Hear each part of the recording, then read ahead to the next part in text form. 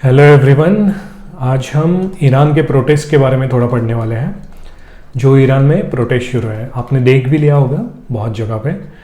International relations के around इस पे न्यूज़ भी बहुत आ रहे हैं, या even reels, YouTube videos, okay, कि कैसे नेशनल इंटरेस्ट की वजह से या इवन रिसोर्स मैनेजमेंट की वजह से ईरान की प्रोटेस्ट है वो फ्यूल हो रहे हैं। बट आज हम एक काम करेंगे, हम सोशियोलॉजिकली इस प्रोटेस्ट को डाइसेक्ट करने का ट्राई करेंगे। यूपीएससी में जो सोशल मूवमेंट चैप्टर है वहाँ पे हमने ये जो फ्रेमवर्क यूज़ किया, इसे हम मेनली आंसर राइटिंग में यूज़ कर रहे थे। बट क्या हम जो स्किल्स सीखे हैं यूपीएससी प्रिपरेशन में, क्या वो बस आंसर राइटिंग के लिए होते हैं या यूपीएससी के लिए होते हैं? क्या जो रियल वर्ल्ड में जो शुरू है, जैसे ये प्रोटेस्ट, क्या हम इसे डाइसेक्ट कर सकते हैं? डाइसेक्ट करके हम किसी रिजल्ट तक पहुँच सकते हैं कि क्या हो सकता है आगे? ये प्रोटेस्ट आगे जाएगी, नीचे जाएगी, स्टैग्नेंट हो जाएगी, ओके? वो सब आज हम देखने का ट्राई करेंगे, बस सोशोलॉजिकल एंगल से। सो डायरेक्टली शुरू करते हैं। कोई भी प्रोटेस्ट शुरू होती है ब्लमर से।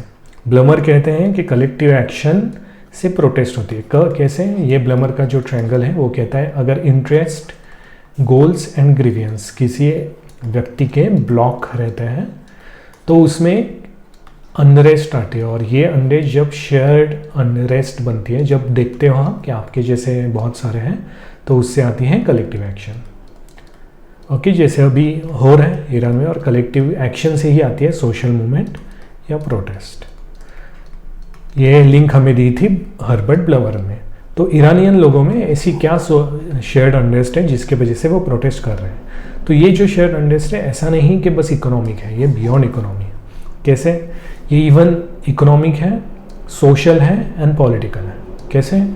क्योंकि इकोनॉमिक क्यों है? क्योंकि यूएस सैंक्शन है। यूएस सैंक्शन की वजह से जो डोमेस्टिक करेंसी है उसका फ्री फॉल हो रहा है। एक्चुअली $1 इज इक्वल टू कुछ 1 मिलियन ईरानियन रियाल हो चुका है। इन्फ्लेशन है वो 50 to 60% हो गया है। फॉर रेफरेंस, इंडिया में इन्फ्लेशन अच्छा माना जाता है 3%, हमारा मैक्सिमम 5-6% तक जाता है, ठीक है? और ईरान में शुरू है 50-60%। तो इकोनॉमिक हो गया। सोशल क्यों है? क्योंकि वुमेंस पे बहुत ज़्यादा रेस्ट्रिक्शंस है, इवन रिलीजियस रेस्ट्रिक्शन बहुत है क्योंकि सेक्युलर कंट्री नहीं है। एंड पॉलिटिकल क्यों? क्योंकि कुछ लोग हैं वो कह रहे हैं कि रिजीम ही हटाओ। जो 1979 ईरानियन रिवॉल्यूशन से पहले पहलवी रिजीम थी, जो मोनार्की थी, उसे लाओ। तो हम देख सकते हैं कि जो कलेक्टिव एक्शन है ईरानियन प्रोटेस्ट में, एक्चुअल कलेक्टिव नहीं है। ये अलग अलग डायरेक्शन में जा रहा है। पॉलिटिकली अलग कह रहे हैं, सोशली अलग कह रहे हैं, इकोनॉमिकली अलग कह रहे हैं। उसके वजह से ब्लमर का पॉइंट इतना अच्छे से सेटिस्फाई नहीं हो रहा है इस प्रोटेस्ट में, ठीक है? तो कलेक्टिव एक्शन हमें अच्छे से नहीं दिख रहे। सेकंड है ऑर्गेनाइज एफर्ट्स, जो हमें कहा था टीली ने।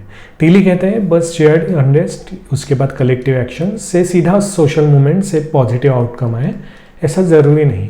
आपके पास जो भी रिसोर्सेस होते हैं वो आप कितना अच्छे से यूज़ करते हो, आपकी लीडरशिप कितनी अच्छी है, नेटवर्किंग कितनी अच्छी है, ये सब बताता है आपकी प्रोटेस्ट आगे बढ़ेगी या नहीं। बट ये भी है पॉइंट हमें थोड़ा सा शैडो में दिख रहा है। क्यों?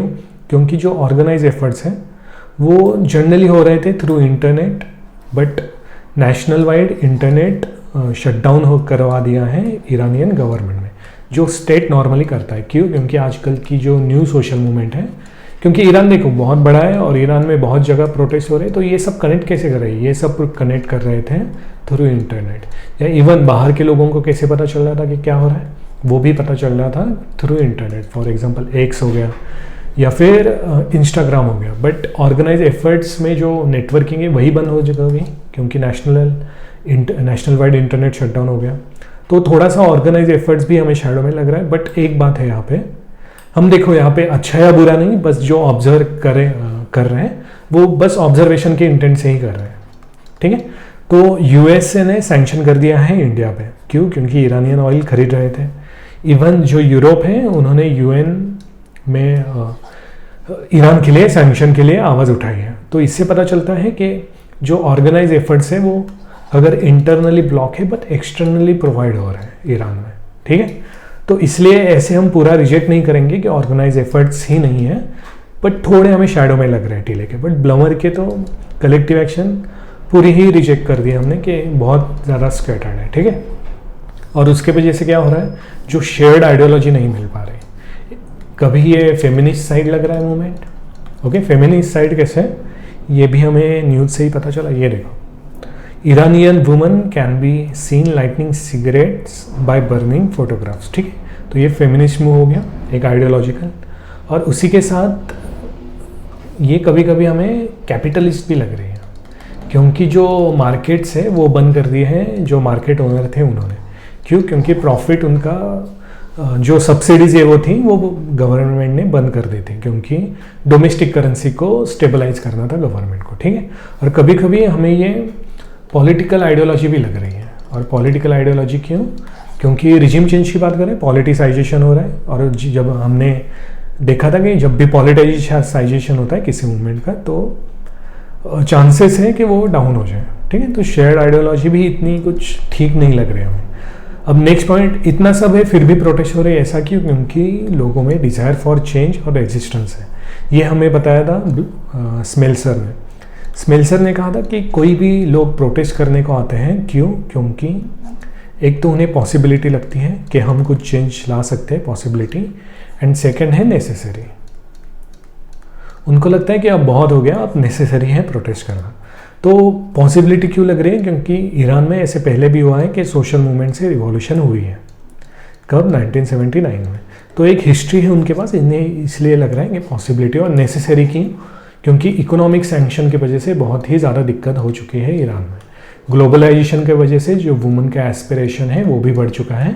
और 2022 में जो इंसिडेंट हुआ था कस्टोडियल डेथ वुमेन की, उसके वजह से भी अब बहुत हो गया, अब नेसेसरी है ऐसा लग रहा है। इसलिए ये पॉइंट हमारा सेटिस्फाई हो रहा है, इसलिए तो प्रोटेस्ट हो रही है। तो स्मेल्सर का पॉइंट अच्छे से हमारा सेटिस्फाई हो रहा है कि पॉसिबिलिटी भी है, लोगों को लग भी रहा है हम कर लेंगे, और नेसेसिटी भी लग रही है। ठीक है, अब use of non institutional method कैसे? रील्स बनाना, सड़क पे उतरना, जो नॉन कॉपरेशन करना, ये सब हो गए नॉन इंस्टीट्यूशनल। क्योंकि ये लोग जुडिशरी के पास तो नहीं जा रहे कि जुडिशरी हमारा हेल्प कर दो, क्योंकि इवन वहाँ की जो जुडिशरी है, जो सीनियर ब्यूरोक्रेटिक थे, उन्होंने इलीगल कह दिया है। और इवन जो जुडिशरी उन्होंने कहा था कि हार्श पनिशमेंट देंगे। तो ऐसा नहीं कि लोग इंस्टीट्यूशन के पास जा रहे, बट नॉन इंस्टीट्यूशन, जैसे ये सिगरेट का इंसिडेंट हो गया, ये भी तो एक नॉन इंस्टीट्यूशनल मेथड है ग्रीवियंस दिखाने का।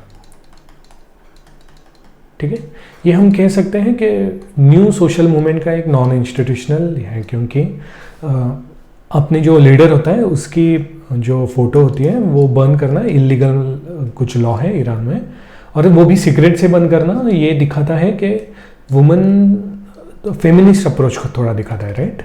ऐसे नहीं नॉर्मली बंद करें, सिगरेट से बंद करना कि आपके जो है, आपका जो मोरल पॉलिसिंग उसमें हम नहीं रहेंगे। ठीक है, तो नॉन इंस्टीट्यूशनल मेथड्स हैं जो हमेशा होती है यहाँ पे। कलेक्टिव आइडेंटिटी, फिर वही कि कलेक्टिवली कोई आइडेंटिटी मिल नहीं रही। फॉर एग्जांपल, इंडिया में जब फार्मर प्रोटेस्ट होती है तब क्या कहा जाता है? फार्मर प्रोटेस्ट की जो कलेक्टिव आइडेंटिटी थी वो थी अन्नदाता, राइट? अगर कभी दलित प्रोटेस्ट होती है तो दलित आइडेंटिटी आती है। जेंजी प्रोटेस्ट में एक जेंजी एक खुद आइडेंटिटी है, या इवन जो गिग वर्कर की प्रोटेस्ट है वो गिग आइडेंटिटी। बट ईरान में ऐसी कोई कलेक्टिव आइडेंटिटी अभी तक सामने नहीं आई। जो लोग एक साथ आके बोले, सब लोग बस अपने ग्रीवेंसेस कह रहे हैं कि ग्रीवेंस क्या है, गोल्स फुलफिल नहीं है, या जो इंटरेस्ट है वो क्या है, जैसे पॉलिटिकल रिजिम चेंज करना। बट कलेक्टिव आइडेंटिटी पर अभी तक सामने नहीं आए कि ये कोई नेशनलिस्ट प्रोटेस्ट नहीं लग रहे हैं। जो भी ईरान में है वो एज ए ईरानियन प्रोटेस्ट कर रहा है, ईरानियन कह के आगे आ रहा है, वैसा नहीं हो रहा। तो ये भी पॉइंट इतना सेटिस्फाई नहीं हो रहा। कॉन्फ्लिक्ट ओरिएंटेड तो है, कॉन्फ्लिक्ट हो रहा है, मतलब स्टेट में और जो रेसिडेंट्स है, सिटीजन्स है, या इवन जो आउटर वर्ल्ड में है उनमें कॉन्फ्लिक्ट हो रहा है, तो कॉन्फ्लिक्ट ओरिएंटेड है तो है। अल्टरनेटिव विजन फिर से हमारी मतलब डाइवर्ट हो रही है, कन्वर्ज नहीं है अल्टरनेटिव विजन पे भी। क्यों? क्योंकि वही कुछ लोग कह रहे हैं कि रिजिम चेंज करो, कुछ लोग कह रहे हैं सब्सिडी दो, जैसे इकोनॉमिक्स वाले। वुमेन्स कह रही हैं कि जो फ्रीडम दो। तो हर एक की जो अल्टरनेटिव विजन है कि प्रोटेस्ट के बाद क्या होगा वो चेंज हो रहा है। और ऐसे में क्या होता है, हमने जेंजी मूवमेंट में देखा था कि जब भी आपकी जो विजन्स होती हैं वो डाइवर्ज करने लगती है एक दूसरे से, तब जो सेकंड बेस्ट होता है वो आके पावर कैप्चर कर लेगा। ओके, तो अल्टरनेटिव यहाँ से हमें पता चला, ऊपर से तो पता चला कि मूवमेंट जो है वो इतनी स्ट्रांग नहीं है, थोड़ी सी वीक है, वायलेंट है बट थोड़ी सी वीक है। क्यों? क्योंकि सब पॉइंट सेटिस्फाई नहीं हो रहे। और जब ऐसा होता है और आपकी अल्टरनेटिव विजन भी एक जैसी नहीं होती, तब जो सेकंड पावरफुल होगा उस कंट्री में वो पावर ले लेगा। ओके, हमारी सोशियोलॉजी तो हमें यही कह रही है अभी तक, ठीक है। और फिर टेम्पोरल कंटिन्यूटी का भी इतना मतलब आगे ये प्रोटेस्ट कंटिन्यू होगी क्या, जैसे 6 मंथ्स 1 ईयर ये चल सकती है क्या, तो चांसेस कम है, क्योंकि बहुत सारे पॉइंट्स हैं जो हमारे यहाँ पे सेटिस्फाई नहीं हो पा रहे हैं, ठीक है।